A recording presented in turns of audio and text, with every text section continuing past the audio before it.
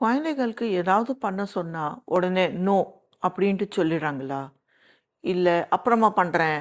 இல்ல இது எனக்கு பிடிக்கல, நான் பண்ண மாட்டேன்ட்டு எப்ப பார்த்தாலும் நெகட்டிவா தான் ரெஸ்பான்ஸ் குடுக்குறாங்களா? நம்ப வியூவர் சிந்துரா சாரா 9785 அவங்க கேட்டிருக்காங்க. ஸ்கூல் ஸ்டடீஸ் மட்டும் பார்த்து, வேற எந்த ஆக்டிவிட்டீஸ்ல இன்ட்ரெஸ்ட் காமிக்காம இருக்காங்க குழந்தைகள். எப்படி சேஞ்ச் பண்ணறதுன்ட்டு? Thank you so much Sindhu Sara ma'am. லேடின்ட்டு நினைக்கிறேன். இந்த வீடியோவில் நீங்கள் கேட்ட கேள்விக்கும் சேர்த்து இன்னும் டீட்டெயில்டாக குழந்தைகளை எப்படி மோட்டிவேஷன் பண்ணலாம், எப்படி அவளை கைட் பண்ணணும், எப்படி அவா கேட்குறா போல் நம்ம பேசி அவளை சரியாக பேரண்ட் பண்ணலான்ட்டு இந்த வீடியோவில் டீட்டெயிலாக சொல்லி கொடுக்க போகிறேன். வணக்கம், நான் சரோஜா, உங்களோட பேரண்டிங் கோச். மோட்டிவேஷன்ட்டு சொல்கிறோம் இல்லையா, அது மட்டும் எக்ஸ்ட்ரா கரிக்குலர் ஆக்டிவிட்டீஸ்க்கு இல்லை. ஒரு சரியான ஸ்கெட்யூல் ஃபாலோ பண்ணுறது, லைஃப்பில் ஏதாவது மீனிங்ஃபுல்லாக பண்ணுறது, ஏதாவது டேலண்ட் இருக்கணும், இல்லை ஏதாவது பேஷன் இருக்கணும், அது எப்படி கொண்டு வருது, இதெல்லாம் குழந்தைகளுக்கு சொல்லி கொடுக்கணும்னா நம்ம பேரண்ட்ஸ் இந்த விஷயத்தை எப்படி அப்ரோச் பண்ணலாம் அண்ட் ஏஜ் அப்ராப்ரியேட் வழியில் அவளை எப்படி கைட் பண்ணலான்ட்டு இந்த வீடியோவில் பார்க்கலாம். ஆனால் ஸ்டார்ட் பண்ணுறதுக்கு முன்னாடி ஃபஸ்ட்டு நம்மளே ஒரு இன்டர்னல் ஆடிட் பண்ணிடலாம். நமக்குள்ளேயே எட்டி பார்த்து இது நம்ம ஏன் பண்ணுறோம், எதுக்கு இது தேவைன்ட்டு தெரிஞ்சுக்கலாம். பை சான்ஸ் நீங்கள் உங்கள் குழந்தைக்கு ஒரு ஸ்பெசிஃபிக்கான ஸ்கெட்யூல் ஃபாலோ பண்ணணுன்ட்டு சொல்கிறீங்க. அதோட நேச்சுரல் பாடி கிளாக் ஒரு டயத்துக்கு எழுந்துக்கிறது, ஒரு டயத்துக்கு தூங்குறது, பாக்கி எல்லா வேலையும் சரியாக டயத்துக்கு தான் பண்ணுறது. ஆனால் இது இல்லாமல் அப்படி பண்ணினா எனக்கும் கொஞ்சம் சௌரியமாக இருக்குமே, இப்படி இல்லை அப்படி எடுத்து வச்சா அதுதான் நீட்டுன்ட்டு நான் சொல்லுவேன். இப்படின்ட்டு ஏதோ மைண்ட் செட் ஸ்டக்காக இருக்கா உங்களுக்கு. வேற போல அவா வைப்பில் பண்ணினாலும் தப்பு ஒன்றும் இல்லை. ஆனாலும் சின்ன சின்ன விஷயத்துல குத்தி காமிச்சு இல்லை இது இப்படி தான் இருக்கணும் அப்படி ஏதாவது நீங்கள் சொல்கிறீங்கன்னா அது பேரண்டிங் இல்லை, கண்ட்ரோல். ரெண்டாவது, மற்றவாள் நம்ம பற்றி என்ன நினைக்கிறாங்க, நான் ஒரு நல்ல அம்மா, நான் ரொம்ப நல்ல அப்பான்ட்டு மற்றவாள் சொல்லணும். அதுக்காக நான் ஏன் குழந்தைய இது பண்ண வைப்பேன், அப்படி பேச வைப்பேன், இப்படி நிற்கணும், வழியிலேருந்து யாராவது வந்து அவளுக்கு ஒரு போயம் சொல்லி கொடு, இதெல்லாம் பழக்கமாக நம்ம பண்ணுவோமே. ஃபோர்ஸ் பண்ணி குழந்தைக்கு பிடிச்சதோ பிடிக்கலையோ எல்லாரும் பார்க்குறாங்க, நீ பாட்டு பாடி தான் ஆகணும், டான்ஸ் ஆடி காமிக்கணும், இது போல் நம்ம பேசுகிறோம் இல்லையா. இதுவும் நம்மளோட ஈகோக்கு வேண்டி தான் பண்ணுறோம். இங்கேயும் நீங்கள் மோட்டிவேட் பண்ணுறது இல்லை குழந்தைய, மற்றவாளை ப்ளீஸ் பண்ணுறதுக்கு அவளுக்கு முன்னாடி உங்களோட இம்ப்ரெஷன் நல்லா இருக்கணும். நீங்கள் குழந்தைய ரொம்ப நல்லா வளர்த்திருக்கீங்க, நல்ல நல்ல விஷயங்கள்லாம் சொல்லி கொடுத்துருக்கீங்க, அதையெல்லாம் மற்றவாளுக்கு நீங்கள் காமிக்கணுன்ட்டு பண்ணுறது அது உங்களோட ஈகோ.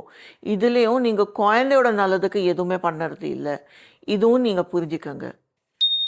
மூணாவது, லேக் ஆஃப் கரேஜ். நிறைய பேரண்ட்ஸ்க்கு ஏதாவது புதுசாக ட்ரை பண்ணணுன்ட்டு தைரியமே இருக்காது. ஆல்ரெடி அவங்க ரொம்ப சேஃபாக தான் விளையாடுவாங்க. குழந்தை ஏதாவது பண்ணணுன்ட்டு ஆசைப்பட்டாலும் இதெல்லாம் போக வேண்டாம், அங்கெல்லாம் பண்ண வேண்டாம் இப்படின்ட்டு சொல்லிடுறாங்க. இதுக்கு காரணம் என்னன்னா அவளுக்கு ஏதாவது நாளைக்கு பிரச்சனை வந்தால் எல்லாம் ஏன் தலை மேலே தான் வியும்ன்ட்டு பயம். ஸோ குழந்தைக்கு அவள் இன்ட்ரெஸ்ட் தகுந்தா போல் ஏதாவது பண்ண விடாமல் பேரண்ட்ஸ்க்கு என்ன சௌரியமாக தோணுறதோ, என்ன சேஃபாக தோணுறதோ அது மட்டும் பண்ண விடுறாங்க. இதில் நான் என்னோட ஒரு எக்ஸாம்பிள் கொடுத்துட்றேன். நான் ஒரு பயந்தாங்குழி. எஸ்பெஷலி ஃபிசிக்கல் ஆக்டிவிட்டீஸ் நிறைய ஜம்பிங், ரன்னிங், அது போல் குதிச்சு விளையாடுறது ஆண் பசங்கள்லாம் பண்ணுவாங்க இல்லையா, அதெல்லாம் பார்த்தா எனக்கு ஒரே பயம். ஆனால் நான் என்னை கண்ட்ரோல் பண்ணிக்கிறேன். என் பையன் ஏதாவது ஃபிசிக்கல் ஆக்டிவிட்டீஸில் ஸ்போர்ட்ஸில் ஏதாவது போகிறான், இல்லை பார்க்கோர் போல் ஏதாவது ஹைலி ஆக்டிவ் குதிக்கிறது, அது போல் ஏதாவது ஸ்கில்ஸ் கற்றுக்கணுன்ட்டு சொன்னான்னா நான் எப்படியாவது என்னோடய மனசை கண்ட்ரோல் பண்ணிக்கிறேன், என் பயத்தை கண்ட்ரோல் பண்ணிக்கிறேன். ஏன்னா அவனுக்கு அவனோட வாழ்க்கை வாயறதுக்கு சான்ஸ் கொடுக்கணும். அவனோட ஸ்கில்ஸ், அவனோட டேலண்ட், அவனோட இன்ட்ரெஸ்ட் அதை பர்சியூ பண்ணுறதுக்கு சான்ஸ் கொடுக்கறது என்னோட ரெஸ்பான்சிபிலிட்டி. எனக்கு அது பார்த்தாலே பயமாக இருக்குது, அதுக்குன்ட்டு அவனே நான் வாய விடக்கூடாதுன்ட்டு அப்படி இருந்தால் நான் ஒரு அம்மா இல்லை, நான் ஒரு பேர்டனாக தான் இருப்பேன் அவன் மேலே. Last but not the least, பேரண்ட்ஸோட அன்ஃபுல்ஃபில் ட்ரீம்ஸ். நீங்கள் குழந்தைய ஏதாவது ஸ்பெசிஃபிக்கான கிளாஸில் சேரத்துக்கு சொல்கிறீங்க, ஸ்பெசிஃபிக்கான ஸ்போர்ட்ஸை பர்சியூ பண்ண சொல்கிறீங்க. நம்ம தமிழ்நாட்டில் பரதநாட்டியம் ஒரு பெரிய விஷயம். பெண்களை எல்லாரையும் பரதநாட்டியம் கிளாஸில் சேர்த்துடுவாங்க. அது ஏன்? ஏன்னா பேரண்ட்ஸ்க்கு அது பண்ணினாதான் நம்ம லைஃப்பில் ஏதாவது சாதிச்சிருக்கோன்ட்டு. இல்லை சின்னப்போ எனக்கு ஆசையாக இருந்தது, இது பண்ணணுன்ட்டு ஆசை இருந்தது, என்னால் பண்ண முடியல, மேபி ரூபா இருக்கல, இல்லை அம்மா அப்பா புரிஞ்சிக்கல. அந்த ஆசை, அந்த அன்ஃபுல்ஃபில் டிசைர் இருக்கு இல்லையா, அது குழந்தைகள் மூலமாக ஃபுல்ஃபில் பண்ணுறதுக்கு ட்ரை பண்ணுறாங்க. இதுவும் பேரண்டிங் இல்லை, இது ஒரு பேரண்டிங் பேரடாக்ஸ் ஆக்சுவலி. எனக்கு என்ன கிடைக்கலையோ அது என் குழந்தைக்கு கண்டிப்பாக கிடைக்கணும்ன்ட்டு நிறைய பேரண்ட்ஸ் சொல்லுவாங்க. பட் ஆனஸ்ட்லி நீங்கள் நினச்சி பாருங்க, உங்களுக்கு என்ன கிடைக்கலையோ அது குழந்தைக்கு கொடுத்தா குழந்தைக்கு என்ன வேணுமோ அதை கொடுக்குறீங்களா நீங்கள்? இது கொஞ்சம் கன்ஃபியூசிங்காக இருக்கலாம். இதை பற்றி கொஞ்சம் டீட்டெயில்டாக அப்புறமா வீடியோ போடுறேன். இப்போ நம்மளோட விஷயத்துக்கு வந்துடலாம். கண்டினியூ பண்ணுறதுக்கு முன்னாடி ப்ளீஸ் இந்த சேனலை சப்ஸ்கிரைப் பண்ணுங்கள். நீங்கள் ஃபேஸ்புக்கில் பார்க்குறீங்கன்னா பேஜை ஃபாலோ பண்ணிவிடுங்க. கனெக்டடாக இருங்க. பேரண்டிங் விஷயத்தில் நிறைய மீனிங்ஃபுல்லான கண்டென்ட் நான் எப்போவுமே கொண்டு வர போகிறேன். So please stay connected. குழந்தைகள்கிட்ட எதுவுமே சொல்கிறதுக்கு முன்னாடி முதல் பாயிண்ட், பேரண்டிங்கோட golden rule is connection before correction. நீ இது பண்ண, இது பண்ணாத, நீங்கள் எவ்வளோ வேணால் லெக்சர் கொடுத்துருக்குங்கோ. ஒரு வயசு வரைக்கும் மேபி கேட்பாங்க, 1 2 வாட்டி 3 வாட்டி கேட்பாங்க. ஆனால் அதுக்கப்புறமா நீங்கள் அவளுக்கு மட்டும் இன்ஸ்ட்ரக்ஷன்ஸ் கொடுத்தா குழந்தைகள் ஃபாலோ பண்ண மாட்டாங்க. அதே நீங்கள் அவளோட கனெக்ட் பண்ணி அவளை இமோஷன்ஸை புரிஞ்சுண்டு அப்படி அவங்கக்கிட்ட கம்யூனிகேட் பண்ணினீங்கன்னா கண்டிப்பாக உங்களோட பேச்சு கேட்பாங்க, பாசிட்டிவாக ரெஸ்பான்ஸ் கொடுப்பாங்க.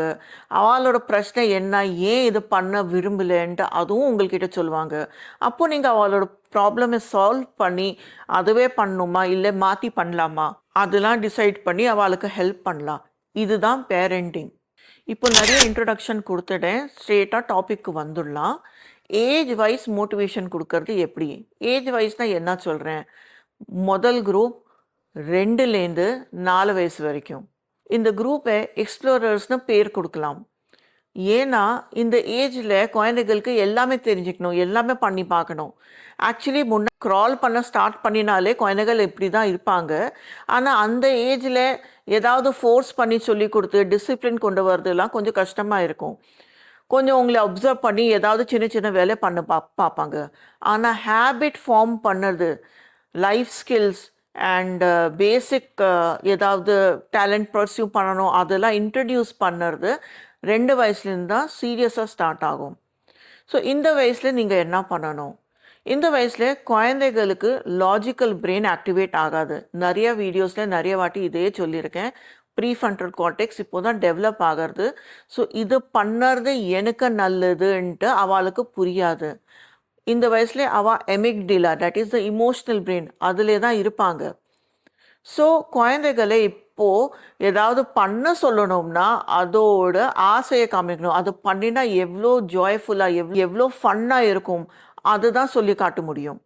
ஃபார் எக்ஸாம்பிள், இப்போது இந்த வயசில் குழந்தைகள் விளையாட்டு சாமான் எல்லாம் இங்கேயும் அங்கே போடுவாங்க. இப்போலேருந்து அவளுக்கு அதெல்லாம் எடுத்து நீட்டாக வச்சுக்கணும்னு சொல்லி கொடுக்கறதுக்கு பயம் காட்டி திட்டி பண்ண சொன்னேன்னா அவ்வளோ கேட்க மாட்டாங்க. அது ஒரு கேம் போல காட்டுங்க. இப்போ இந்த சாமான் இருக்குது, நான் ரெட் டாய்ஸ் எடுத்து வைக்கிறேன், நீ ப்ளூ டாய்ஸ் எடுத்து வை, யார் ஃபர்ஸ்ட் பண்ணலாம் பார்க்கலாமா அப்படின்ட்டு ஒரு கேம், ஒரு காம்படிஷன் போல பண்ணிவிடுங்க. அந்த ஆக்டிவிட்டி ஏதாவது காத்தால் ஏஞ்சு ஃபஸ்ட்டு நீ பல்லு தேய்ச்சிட்டு தான் பாக்கி ஏதாவது பண்ணணும் அப்படின்ட்டு ஒரு நல்ல ஹேபிட் சொல்லி கொடுக்கணும்னா அதுக்கு தகுந்தா போல் ஏதாவது நர்சரி ரைம், ஏதாவது சாங் உங்களுக்கு தெரிஞ்சு அது பாடிட்டு பண்ணுங்க. ஸோ அதில் உங்களோட கனெக்ட் பண்ணி அந்த மூமெண்ட்டை என்ஜாய் பண்ணிட்டு குழந்தைகள் அந்த ரொட்டீனுக்கு வந்துடுவாங்க. ஸோ அதனாலே என்ன ஆகும்னா இந்த வயசுலேருந்து ஹேபிட்ஸ் ஃபார்ம் ஆகும். இந்த வயசுலேருந்து இது பண்ணறதுல எனக்கு சந்தோஷமாக இருக்குது அது புரிஞ்சிடும். ஸோ அதனாலே அவங்க நீங்கள் சொல்கிற பேச்சு கேட்டுட்டு எல்லாமே பண்ணிடுவாங்க. இதுக்கப்புறமா 5 to 8 இயர்ஸ் இந்த குரூப்பே அச்சீவர்ஸ்னு சொல்லிடுறான். இந்த வயசில் கேமிஃபிகேஷன் கொஞ்சம் அவளுக்கு போரிங் ஆயிடும். அவ புரிஞ்சுப்பாங்க. அம்மா விளையாட்டுக்கு தான் சொல்றா, என்ன இத பண்ண வைக்கிறதுக்கு சொல்றான்ட்டு. ஃபார் எக்ஸாம்பிள் காஞ்ச துணி எல்லாம் எடுத்து வைக்கணும், உன்னோட துணி உன்னோட இடத்துல வைக்கணும்ன்ட்டு அப்படி ஏதாவது சொல்லி கொடுக்கணும்னா, அது ஆக்டிவிட்டி அவளுக்கு இன்ஸ்ட்ரக்ஷன் கொடுத்து பண்ணுன்ட்டு சொல்லாம, அவளோட உட்காந்துட்டு நீங்களும் பண்ணுங்க. அது ஒரு கனெக்டிங் டைம் போல எடுத்துக்கங்க. இந்த ஏஜில் அவளுக்கு ஏதாவது ஸ்போர்ட்ஸ் பர்சியூ பண்ணணும்ன்ட்டு நீங்கள் ஆசைப்படுறீங்களா, அவளோட சேர்ந்து அந்த ஸ்போர்ட்ஸை ஜாயின் நீங்களும் பண்ணிடுங்க. அவளோட சேர்ந்து விளையாடுங்க, அவளோட சேர்ந்து ப்ராக்டிஸ் பண்ணுங்க. பாட்டு சொல்லி கொடுக்கணுமா, அம்மாவோ அப்பாவோ யாராவது ஒருத்தர் இல்லை, எல்லாம் ஃபேமிலியை உட்காந்து பாட்டு பாடுங்க. ஜாயிண்ட் ஆக்டிவிட்டி, ஃபேமிலி ஆக்டிவிட்டியாக பண்ணுங்க. ஸோ அதனாலே குழந்தைக்கு அந்த விஷயத்துல இன்ட்ரெஸ்ட் வரும். இன்னும் முக்கியமாக குழந்தை மொபைல் பார்க்காம புக்ஸையும் ரீட் பண்ணுறது இல்லைன்ட்டு நிறையா பேரண்ட்ஸ் கேள்வி கேட்குறாங்க. ஆனால் அவ கையில் புக் இல்லாமல் மொபைலே தான் வச்சுட்டு இருக்காங்க. குழந்தைகள் எப்படி வேற ஏதாவது பண்ணுவாங்க? ஸோ நீங்கள் புக்ஸ் படித்தா அந்த புக்கே குழந்தையோட டிஸ்கஸ் பண்ணினா குழந்தைக்கும் அந்த ஹேபிட் வரும், புக்ஸ் படிக்கிறதுக்கு இன்ட்ரெஸ்ட் வரும். ஸோ இது இந்த வயசில் லெக்சர் கொடுக்காம இது பன்னெண்டு மட்டும் இன்ஸ்ட்ரக்ஷன் கொடுக்காம அவளோட சேர்ந்து எல்லா வேலை பண்ணுங்க. கொஞ்சம் டைம் எடுக்கும், ஆனால் இந்த வயசில் அவளுக்கு டைம் கொடுத்தீங்கன்னா உங்களோட பாண்டிங்லாம் இன்னி டீப்பன் ஆகும். அண்ட் வயசாக ஆக குழந்தைக்கும் நிறைய விஷயத்தில் இண்டிபெண்டன்ஸ் வந்துடும். நெக்ஸ்ட் ஏஜ் குரூப்னா 9 to 12 இயர்ஸ், ப்ரீ டீன்ஸ். இந்த வயசுல அவளை லாஜிக்கல் திங்கர்ஸாக நம்ம நினச்சிக்கலாம். ஏதாவது பண்ணணும்னா அது ஏன் பண்ணணும்ன்ட்டு அவளுக்கு நல்லா புரிஞ்சுக்கணும். புரிஞ்சிக்காம பண்ணுறதுக்கு எக்ஸெப்டே பண்ண மாட்டாங்க. நிறைய குழந்தைகள் சின்னப்போவே இது ஏன் எதுக்குன்ட்டு நிறையா கேள்விகள் கேட்பாங்க. முடிஞ்ச அளவுக்கு அவள் கேட்டுட்ட கேள்விகளுக்கு ஆனஸ்டாக பதில் கொடுங்க. இல்லை எனக்கு இது தெரியாது, நம்ம 2 பேரும் சேர்ந்து தெரிஞ்சுக்கலாமா அப்படி சொல்லுங்க. ஆல்சோ பனிஷ்மெண்ட்னு ஒரு ஹேபிட் வச்சுக்காதுங்க. நேச்சுரல் கான்சிக்வன்ஸை ஃபேஸ் பண்ண விட்டுடுங்க. ஃபார் எக்ஸாம்பிள் அவங்க ஏதோ ஸ்போர்ட்ஸ் ப்ராக்டிஸ்க்கு போகிறாங்க, கிட் மறந்துவிட்டாங்க, இல்லை அவளோட சாமான் சரியாக இடத்துல எடுத்து வைக்கல, இது போல் விஷயங்களில் அவளுக்கு தேவைப்படுறத அந்த சாமான் கிடைக்கலன்னா அதோட ரிசல்ட் அவளை ஃபேஸ் பண்ணிக்கிட்டோம். ஸ்கூலில் போய் சொல்லட்டும் டீச்சருக்கு முன்னாடி, ஹோம்ஒர்க் ஏன் பண்ணல, நான் மறந்துவிட்டேன், நான் டிவி பார்த்துட்டு உட்காந்துட்டு இருந்தேன்ட்டு டீச்சர் என்ன பனிஷ்மெண்ட் கொடுக்குறாலோ கொடுத்துக்கிட்டோம். இந்த வயசுலேயே இந்த நேச்சுரல் கான்சிக்வன்ஸ் ஃபேஸ் பண்ணுறது அந்த பழக்கம் அவளுக்கு வந்துடுத்துனா டீனேஜர்ஸில் அவளுக்கு இண்டிபெண்ட் திங்கிங் டெவலப் ஆகிடும். இது பண்ணுறதுக்கு சொல்லியிருக்காங்கன்ட்டு அப்படி எடுத்துக்காம இதை நான் ஏன் பண்ணணுன்ட்டு அவளுக்கே புரிஞ்சிடும். Last but not the least, 13 to 17 years, the independent souls. இந்த ஏஜில் குழந்தைகளுக்கு அட்டானமி வேணும். அம்மா அப்பா சொல்லியிருக்கா அதனால இது பண்ணி தான் ஆகணும்ன்ட்டு இல்லாமல் எனக்கு தேவை, எனக்கு பிடிக்கும், எனக்கு புரியறது இது பண்ணணும், அதனால நான் பண்ணுறேன்ட்டு அந்த ஃபீலிங் இருந்தால் குழந்தைகள் ஈஸியாக சொன்ன விஷயத்த பண்ணிடுவாங்க. இதில் ஏதோ சைக்கலாஜிக்கல் மேனிப்புலேஷன் தேவையில்லை. இப்போ வரைக்கும் நான் சொன்னது எல்லாம் பாயிண்ட்ஸு நீங்கள் சரியாக ஃபாலோ பண்ணியிருந்தீங்க உங்கள் லைஃப்பில், அப்போது இது ஆட்டோமேட்டிக்காக ஆகும். ஆட்டோமேட்டிக்காக அவளுக்கு இது ஏன் பண்ணணும்ன்ட்டு புரிஞ்சிடும்.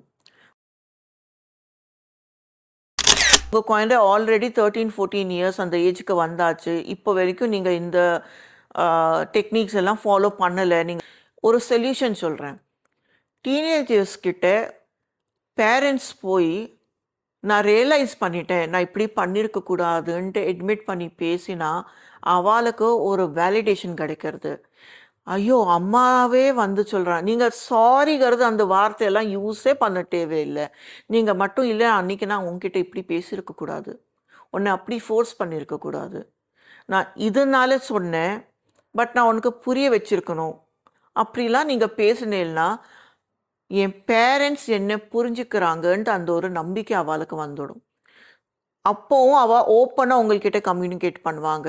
நீங்கள் சொல்கிறது என்னான்ட்டு புரிஞ்சுண்டு, ஏன் சொல்கிறேன்ட்டு புரிஞ்சுண்டு அந்த வேலையை பண்ணிடுவாங்க. ஸோ இதனாலே உங்களோட பாண்டும் இன்னி டீப்பன் ஆகும். நான் சொல்கிறா போல மோஸ்ட் இம்பார்ட்டண்ட்லி இதுதான் உங்களோட லாஸ்ட் சான்ஸ். இந்த ஏஜ் இருக்கு இல்லையா, டீனேஜர்ஸ் 13லேருந்து 19, நான் 17 வரைக்கும் சொல்கிறேன். ஸோ 17க்கு முன்னாடி இருக்கிறதுல தான் அந்த மாற்றத்தில் கொண்டு வர முடியும். 18, 19ல் இன்னி கொஞ்சம் டிஃபிகல்ட்டாக இருக்கும். அதுக்கப்புறமா லிட்ரலி அவள் உடனே நம்ம பேச்சை கேட்பாங்க, நம்புவாங்க, நம்ம மாறிட்டோம்ட்டு நம்புவாங்க. அது ரொம்ப கஷ்டமாக தான் இருக்கும். பட் ட்ரை பண்ணலாம். ஏதாவது ஸ்பெசிஃபிக்கான இப்படி உங்களோட இஷ்யூ இருந்ததுன்னா நீங்கள் ப்ளீஸ் என் கூட கனெக்ட் பண்ணலாம். பட் இப்போதைக்கு இந்த ஏஜ் குரூப் கிட்ட நீங்கள் இது போல கனெக்ட் பண்ணி பேசினீங்கன்னா ஃப்யூச்சரில் உங்களுக்கு ஜென்ரேஷன் கேப்னு சொல்லுவோம் இல்லையா, அம்மா அப்பா கிட்ட சொன்னால் புரிஞ்சிக்க மாட்டாங்க, நான் என்னோட வேலையை பார்த்துட்டு இருக்கேன்ட்டு. அந்த ஜென்ரேஷன் கேப் வராமல் இருக்கும்.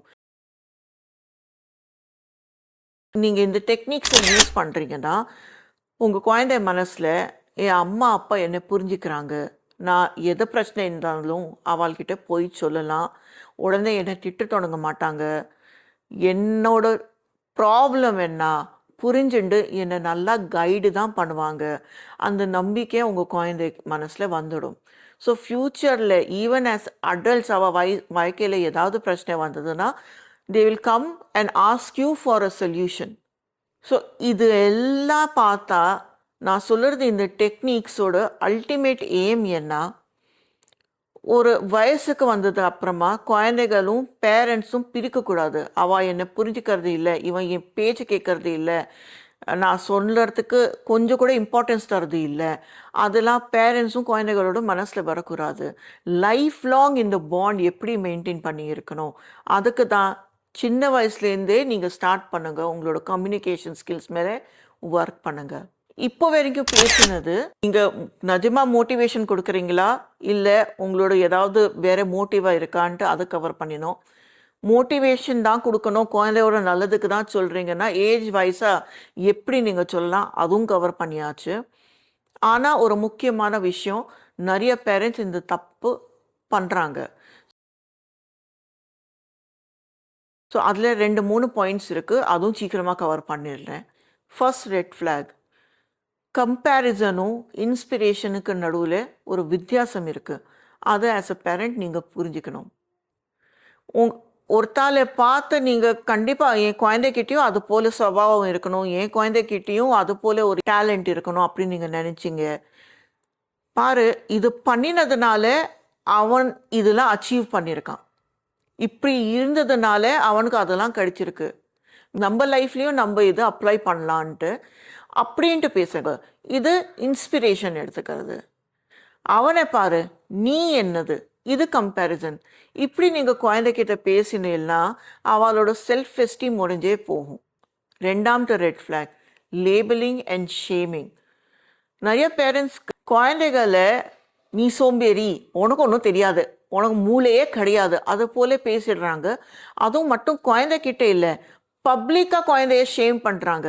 இவன் இப்படி பண்ணுறான், இவன் அப்படி பண்ணுறான், பேச்சை கேட்கறது இல்லை, வீட்டில் எதுக்குமே ஹெல்ப்புக்கு வர மாட்டேங்கிறான், படிப்பில் 0, பப்ளிக்காக ஷேம் பண்ணிடுறாங்க. இது பண்ணினா குழந்தையோட மனசில் நாம் அவ்வளோதான் அந்த ஃபீலிங் வந்துடும். இப்படி தானே சொல்கிறேன், சரி நான் அதுதான்ட்டு அப்படின்ட்டு ஒரு திமிரு தான் வரும் தவிர, ஐயோ அம்மா அப்படி பேசுகிறாள், நான் இந்த தப்பு பண்ணக்கூடாது, நான் என்னை மாட்டிக்கணும், அதெல்லாம் ஃபீலிங்ஸ் வராது. ஸோ பப்ளிக்காக கண்டிப்பாக குழந்தைய ஷேம் பண்ணக்கூடாது, கிரிட்டிசைஸும் பண்ணக்கூடாது. ப்ரைவேட்டாக குழந்தைகிட்டையும் இண்டிவிஜுவலாக பேசுறது, நீ இப்படி நீ அப்படின்ட்டு நெகட்டிவ் லேபிளிங் பண்ணாமல் அவள்கிட்ட பாசிட்டிவாக பேசுங்க. நீ இன்னைக்கு இப்படி பண்ணின, ஆனால் எனக்கு தெரியும் உன்னால் இதுவும் முடியும்ட்டு, ஏன் இது பண்ணுறது இல்லை அப்படின்ட்டு கேளுங்க. ஸோ அவளோட ஃபோக்கஸ் பாசிட்டிவ்ல தான் இருக்கும். Last and the most dangerous red flag, conditional love. எனக்காக இது கூட பண்ண மாட்டியா, நான் உனக்கு எவ்வளோ செஞ்சுருக்கேன், இவ்வளோ சின்ன பேச்சும் கேட்க மாட்டியா, அது போல் பேசுறது. இல்லை நிறைய பேரண்ட்ஸ் உடனே குழந்தைய எக்ஸ்ட்ரீம் சைலண்ட் ட்ரீட்மெண்ட் கொடுத்துடுவாங்க. நீ என் பேச்சு கேட்டுட்டு இருந்தால் சரி, ஆனால் பேச்சு கேட்கலன்னா நான் உங்ககிட்டக்கும் வரமாட்டேன், உங்ககிட்ட நான் பேசுகிறதே நிறுத்திடுவேன், அது போலெல்லாம் பண்ணிடுறாங்க. புரிஞ்சுக்கோங்க, குழந்தை ஏதாவது தப்பாக பண்ணினா இல்லை நீங்கள் திருப்பி திருப்பி சொன்னாலும் உங்கள் பேச்சுக்கு கேட்காம இருந்தால் நீங்கள் கண்டிப்பாக உங்களோட டிஸ்ப்ளேஷரை எக்ஸ்ப்ரெஸ் பண்ணுங்க. அதில் நீங்கள் மட்டும் சரி நான் இப்போதைக்கு கொஞ்சம் டிஸ்டன்ஸ் ஆகிடுறேன் அப்படின்ட்டு வைங்க. வேணும்ன்ட்டு அவள் மனசை கஷ்டப்படுறது, பேக் ஹேண்டட் டான்ஸ் பண்ணுறது, அதெல்லாம் சரியில்லை. குழந்தைய உங்கள்கிட்ட ஹக் பண்ணுறதுக்கு பேசுகிறதுக்கு உங்ககிட்ட வந்தால் கண்டிப்பாக ரெசிப்ரிகேட் பண்ணுங்க. இனிஷியேட் வேணால் பண்ணாமல் இருங்க. சொல்லிடுங்க, நீ இப்படி பண்ணின, எனக்கு அது பிடிக்கிறது இல்லை, ப்ளீஸ் என் பேச்சு கேட்குறியா, நான் உன் நல்லதுக்கு இது சொல்கிறேன், இதுக்கு காரணம் இதுன்ட்டு எக்ஸ்பிளைன் பண்ணுங்க.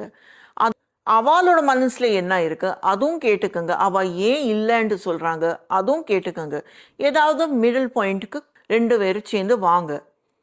ஸோ அதனால குழந்தைகளுக்கு ஒரு கான்ஃபிடென்ஸ் கிடைக்கும், அவளோட பேச்சும் யாராவது கேட்குறாங்கன்ட்டு, அவள் பேச்சுக்கும் ஒரு மதிப்பு இருக்குன்ட்டு. இந்த ரெட் ஃப்ளாக்ஸ் நீங்கள் டிஸ்கண்டினியூ பண்ணல, most important problem, most dangerous problem என்ன வரும்னா, ஃப்யூச்சரில் குழந்தை நான் இது போல ஒரு அப்யூசிவான பிஹேவியருக்கு டிசர்விங்காக இருக்கேன்ட்டு அவன் நினச்சிப்பாங்க. என்ன சொல்ல வரேன்னா, ஃப்யூச்சரில் குழந்தை பை மிஸ்டேக் ஒரு அப்யூசிவ் ரிலேஷன்ஷிப்பில் என்டர் பண்ணிட்டாங்கன்னா அங்கே விக்டிமாக மாட்டிப்பாங்க. யாராவது வந்து சின்ன சின்ன விஷயத்துக்கு கோச்சிண்டு இருக்காங்க, சின்ன சின்ன விஷயத்துக்கு என்னை இமோஷ்னலி மேனிப்புலேட் பண்ணுறாங்க, சின்ன சின்ன விஷயத்துக்கு திட்டிடுறாங்க, அது போல் ஏதாவது ரிலேஷன்ஷிப்பில் வந்தால் ஃப்யூச்சரில் அது கரெக்ட் தான், இதுதான் பாசம், இதுதான் அன்புன்ட்டு குழந்தைகளுக்கு அதுதான் தெரியும். ஏன்னா அவள் பிறந்ததுலேருந்து அதுதான் பார்த்துட்டு வராங்க. ஸோ இல்லை இது அப்யூஸ், நான் இது டாலரேட் பண்ணக்கூடாது, இல்லைன்ட்டு சொல்கிறதுக்கு எனக்கும் ஒரு ரைட் இருக்குன்ட்டு குழந்தைகளுக்கு வராது. ஸோ இந்த வீடியோவில் இந்த மோட்டிவேஷன் அண்ட் கன்வின்சிங் விஷயத்தை ரொம்ப டீட்டெயில்டாக கவர் பண்ணியிருக்கேன். வேரியஸ் ஆஸ்பெக்ட்ஸை சொல்லி கொடுத்துருக்கேன். இது போல் வீடியோஸ் உங்களுக்கு பிடிக்குமா? சைக்காலஜி ஆட் பண்ணி குழந்தைகளோட மனசை புரிஞ்சுட்டு அவள்கிட்ட எப்படி பேசணும், அது போல் வீடியோஸ் இன்னி உங்களுக்கு பிடிக்கும்னா ப்ளீஸ் எனக்கு கமெண்ட்டில் எழுதி சொல்லுங்கள். நீங்கள் பார்த்து நான் சொல்லிகிட்டே இருந்தேன், நீங்கள் கமெண்ட்டில் ஏதாவது கேள்விகள் கேட்டால் நான் கண்டிப்பாக பதில் கொடுப்பேன்ட்டு, அண்ட் கொடுத்துட்டும் இருக்கேன். இது போல தான் உங்களுக்கு ஏதாவது கேள்வி இருந்தால் ப்ளீஸ் கமெண்ட்டில் எழுதி கேளுங்க, நான் கண்டிப்பாக ரெஸ்பாண்ட் பண்ணுவேன். அங்கேயே ஒரு கமெண்ட்டில் பதில் கொடுத்து உங்களுக்கு ஆன்சர் பண்ண முடிஞ்சதுன்னா அதை பண்ணிடுவேன். இல்லை இது போல் டீட்டெயில்டாக வீடியோ தேவை, அந்த பாயிண்ட்டை நல்லா புரிய வைக்கணும்னு தேவைன்னா ஒரு வீடியோ போட்டுருவேன். இவ்வளோ டீட்டெயில்டான ஒரு வீடியோவை இப்போ வரைக்கும் நீங்கள் கவனமாக பார்த்துருக்கீங்க. Thank you so much for your patience. அடுத்த வீடியோவில் பார்க்கலாம். வணக்கம்.